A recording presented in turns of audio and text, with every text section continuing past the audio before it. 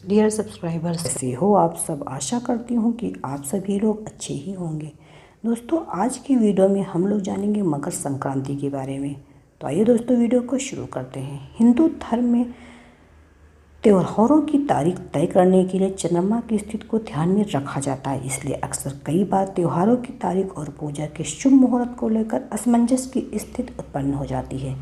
फिलहाल नए साल की शुरुआत के साथ ही कुछ दिनों में लोहड़ी और मकर संक्रांति का त्यौहार मनाया जाता है, लेकिन हर साल मकर संक्रांति की सही तारीख को लेकर उलझन की स्थिति बनी रहती है। मकर संक्रांति का त्यौहार 14 जनवरी को मनाया जाए या 15 जनवरी को। दोस्तों, मकर संक्रांति जैसा कि नाम से ही स्पष्ट होता है, मकर जो कि एक राशि और संक्रांति का अर्थ होता है संक्रमण अर्थात प्रवेश करना। लेकिन हिंदू धर्म में संक्रांति का अर्थ सूर्य के प्रवेश से लगाया जाता है। मकर संक्रांति के दिन सूर्य धनु राशि से मकर राशि में प्रवेश करते हैं। एक राशि को छोड़कर दूसरे राशि में प्रवेश करने की इस क्रिया को संक्रांति कहा जाता है।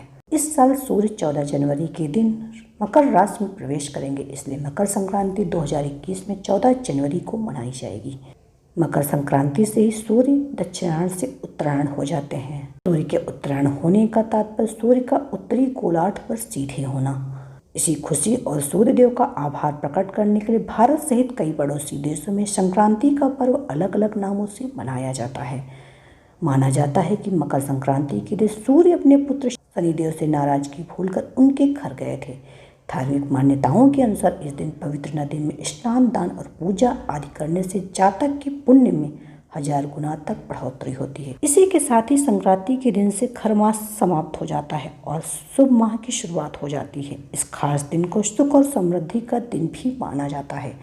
मकर संक्रांति को भगवान सूर्य दक्षिणायन से उत्तरायण होते हैं। इस दिन पवित्र नदी या कुंड में स्नान, दान, जप, तप और अनुष्ठान का अधिक महत्व बताया गया है। इस अवसर पर किया गया दान का पुण्य 100 गुना तक बढ़ जाता है। दोस्तों, हिंदू धर्म में कई ऐसे महीने हैं जिन्हें शुभ नहीं माना जाता है। इन महीनों के दौरान किसी भी तरह के शुभ मांगलिक कार्य नहीं किए जाते हैं, क्योंकि ये खरमास होता है। मकर संक्रांति के दिन से ही खरमास का समापन हो जाएगा। खरमास 16 दिसंबर से शुरू होकर 14 जनवरी 2021 को समाप्त होगा और उसी के समाप्ति के साथ ही शुभ कार्य, विवाह, मुंडन, गृह प्रवेश, उपनयन, संस्कार आदि कार्य शुरू हो जाएंगे। और दोस्तों, मकर संक्रांति पर पतंग महोत्सव क्यों किया जाता है? पुरातन काल से ही मकर संक्रांति के दिन पतंग उड़ाने का चलन रहा है। मौजूदा दौर में कुछ लोग मकर संक्रांति को पतंग महोत्सव के नाम से भी जानते हैं। इस दिन लोग अपनी छतों पर खड़े होकर पतंग उड़ाते हैं। खास करके बच्चों के लिए ही सभी त्योहार हैं, उन्हें ये सब खेलने कूदने में मजा आती है। मकर संक्रांति के दिन सर्दी अपनी जोरों पे होती है। सूर्य का प्रकाश शरीर के लिए स्वास्थ्यवर्धक, त्वचा और हड्डियों के लिए बेहद लाभदायक होती है। दोस्तों, मकर संक्रांति के दिन तिलदान से 100 गुना फल की प्राप्ति होती है। तिलदान या तिल से बनी सामग्री ग्रहण करने से कष्टदायक ग्रहों से छुटकारा मिल जाता है। मान्यता है कि माघ मास में प्रतिदिन तिल से भगवान विष्णु की पूजा करने से व्यक्ति के सारे कष्ट दूर हो जाते हैं। मकर राशि के स्वामी शनिदेव हैं। सूर्य पुत्र होने के बावजूद उनका सूर्य से शत्रुवत संबंध होता है। ऐसे में शनि के भाव में सूर्य की उपस्थिति से कष्ट न हो, इसलिए मकर संक्रांति के दिन तिल का दान और सेवन किया जाता है। तिल और गुड़ गर्म हो, इसके सेवन से शरीर गर्म रहता है और इसीलिए इसका प्रयोग ठंड के मौसम में किया जाता है। दोस्तों, मकर संक्रांति से जुड़ी कई पौराणिक कथाएं हैं, आइए उनको भी हम लोग जान लें। पौराणिक कथा के अनुसार इस दिन भगवान सूर्यदेव अपने पुत्र शनि से मिलने स्वयं उनके घर गए थे। चूँकि शनि मकर राशि के देवता हैं, इस कारण इसे मकर संक्रांति के नाम से जाना जाता है। और दोस्तों, महाभारत युद्ध के महान योद्धा और कौरवों की सेना के सेनापति गंगा पुत्र भीष्म पितामह को इच्छा मृत्यु का वरदान प्राप्त था। अर्जुन के बाण लगने के बाद उन्होंने इस दिन की महत्ता को जानते हुए अपनी मृत्यु के लिए इस दिन को निर्धारित किया था। भीष्म जानते थे कि सूर्य दक्षिणायन होने पर व्यक्ति को मोक्ष की प्राप्ति नहीं होती और उसे इस मृत्युलोक में पुनः जन्म लेना पड़ता है। महाभारत युद्ध के बाद जब सूर्य उत्तरायण हुआ, तभी भीष्म पितामह ने अपने प्राण त्याग दिए। भीष्म के निवारण दिवस को भीष्माष्टमी भी कहा जाता है।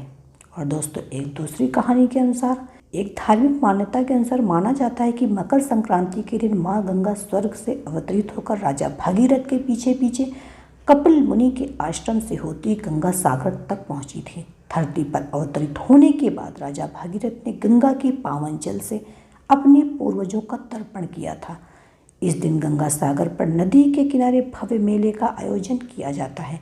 और दोस्तों एक कथा और भी है कि माता यशोदा ने संतान प्राप्ति के लिए इसी दिन व्रत रखा था। इस दिन महिलाएं तिल गुड़ आदि चीज़ों का दान करती हैं। ऐसा माना जाता है कि तिल की उत्पत्ति भगवान विष्णु से हुई थी, इसलिए इसका प्रयोग पापों से मुक्त करता है।